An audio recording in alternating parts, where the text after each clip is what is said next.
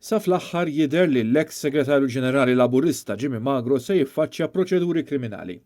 Dak niżvelat mill-ġurnal Times of Malta wara li kelliema l-Pulizija kien ikkonferma li ħarġu akkużi formali fil-konfront tiegħu brabta mal-legat każ ta' tixħim u korruzzjoni. Il-każ imur lura għall-2014 meta Jimmy Magro allegatament talab ħlas ta' 25,000 euro jew 10% ta' kuntratt tal-immaniġġjar tal-iskart maħruġ mill-Assoċjazzjoni tal-Kunsill Lokali u li kellu valur ta' €250,000. Il-każ kien spiċċa qudiem il-Kummissjoni Permanenti kontra l-Korruzzjoni li konkludiet li għalkemm ma kienux laħqu għaddew xi flus, il-Kummissjoni kienet moralment konvinta li kien hemm tentattiv minn Jimmy Magro biex jixaħħam. Jimmy Magro kien impjegat ta' Malta Enterprise u kien ukoll konsulent tal-Assoċjazzjoni tal-Kunsilli Lokali.